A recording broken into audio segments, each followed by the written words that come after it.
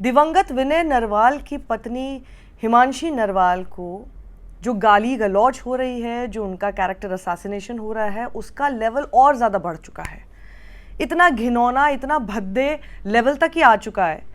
और उस बीच में जब सब लोगों ने टैग करना शुरू किया कि आखिर ये हो क्या रहा है देश में, देश की एक बेटी जो अब विधवा हो गई, एक नेवी ऑफिसर की वाइफ थी, उन्होंने सिर्फ अपने मन की बात क्या बोली, जो वो फील करती हैं ऐसा कुछ बोल दिया, उसके बाद इतनी गंदी भद्दी टिप्पणी उनके खिलाफ हो रही है। तो एनसीडब्ल्यू कहाँ है? देश का राष्ट्रीय महिला आयोग कहाँ है?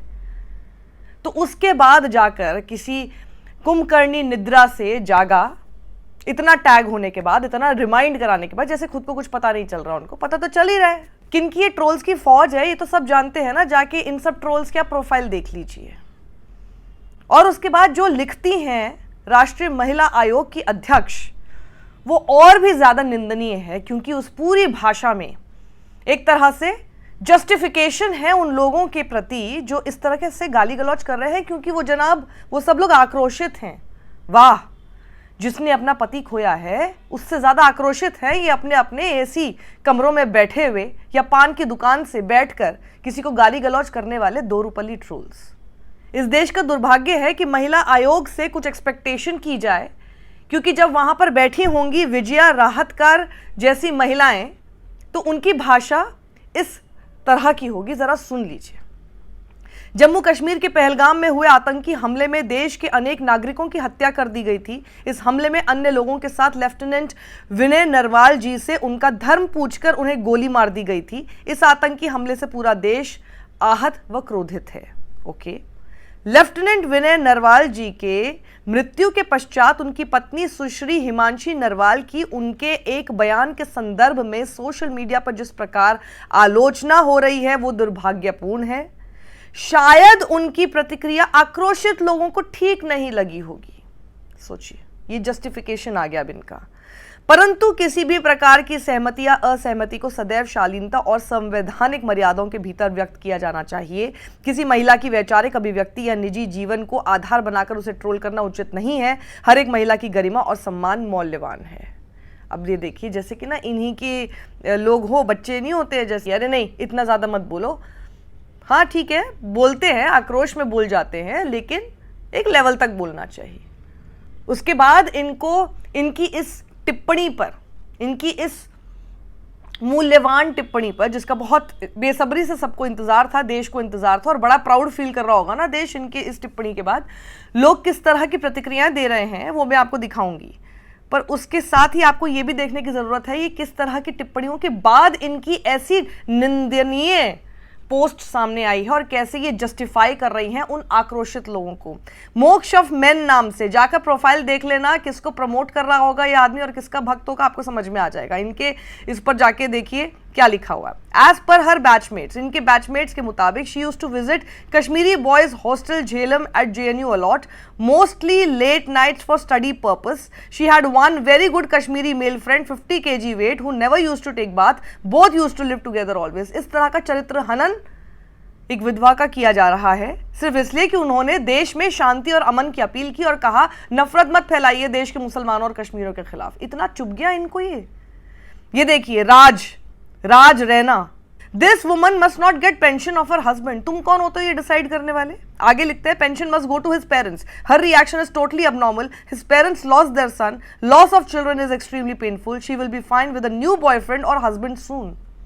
मैं सच बताऊं आप लोगों को, किसी के सगे नहीं है इनके। अभी ये पेरेंट्स के साथ इसलिए साइड कर रहे हैं क्योंकि पेरेंट्स ने इस तरह की कोई बात नहीं बोली है। अगर वो हिमांशी नरवाल के सपोर्ट में आ जाते हैं और सामने आके बोल देते हैं कि हमारी बहू ने कुछ भी गलत नहीं बोला, ये अभी पेरेंट्स को भी गाली देना शुरू हो जाएंगे।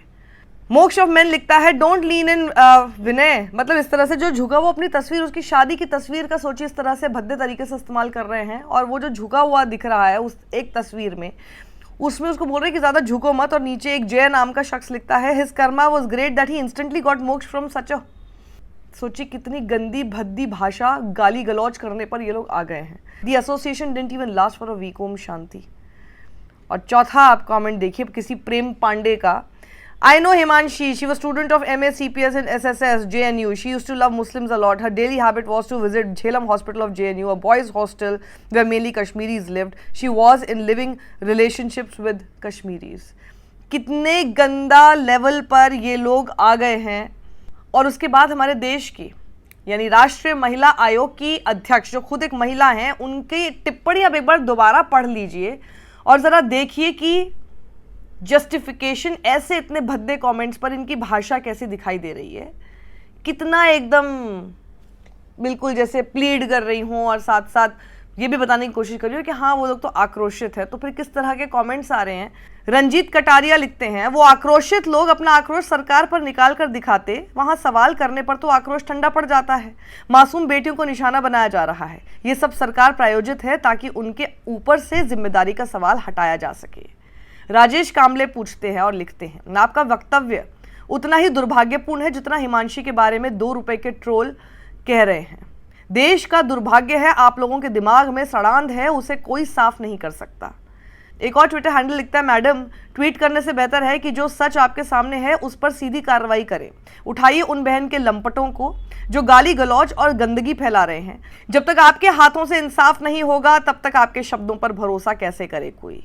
ब्रजेश नंदन लिखते हैं, आप जस्टिफाई कर रही हैं, आपकी संवेदना क्या डरी हुई है।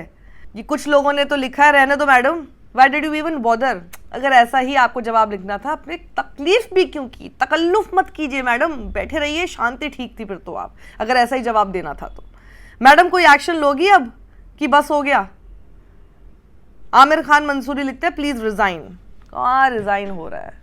पर एक बात बताऊं मैं आपको, जो पहले भी हमने राष्ट्रीय महिला आयोग की हालत देखी है, इनसे पहले वाली जो मैडम थी रेखा शर्मा, वो तो बोलती तक नहीं थी।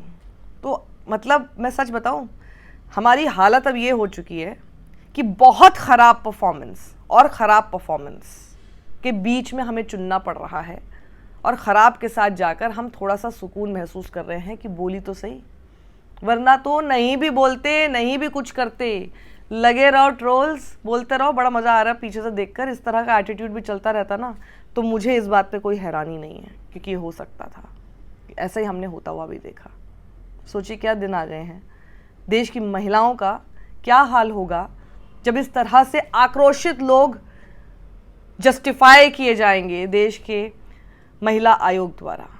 वो भी वहाँ पर मुझे लगता है कि सीरियसली किसी महिला को हेड करना चाहिए, ज़रूरी नहीं है। इनसे ज़्यादा सेंसिटिव अगर कोई मेल हो ना, इन ये जितनी महिलाओं को आप वहाँ पे जाके बिठा रहे हैं, अगर इनसे ज़्यादा एम्पथी अगर महिलाओं के इश्यूज़ को लेकर कोई मेल रखता हो तो प्लीज़ वहाँ पर किसी मेल को बिठा दीजिए। We need somebody who understands the plight and what women are going through in this country, not somebody who's just misusing her gender and doing nothing for the women. कोई फ़ायदा नहीं है ऐसी महिलाओं को वहाँ पे उस कुर्सी पे बिठाने का। ये मेरी अपील है, ऐसा कुछ कर दीजिए, क्योंकि फिर सरकार भी ऐसी चीज़ों पर अच्छा मैसेज नहीं देती और उसका रिफ्लेक्शन अच्छा नहीं आता है। सरकार को सोचना चाहिए इस तरफ। ये ट्रोल्स, ऐसी गंदी भाषा और उसके बाद फिर justification from the women's commission, ये सरकार को बहुत ख़राब लाइट में प्रेजेंट करता है। I don't think that any government would want to be represented like this. सोचिए इस तरफ, और इस वीडियो को ज़्यादा लोगों तक पहुंचाइए, शेयर कीजिए। पता होना चाहिए राष्ट्रीय महिला आयोग किसी काम का नहीं है और कितना ज़्यादा संवेदनहीन है, ये भी तो पता चले। सत्यमेव जयते।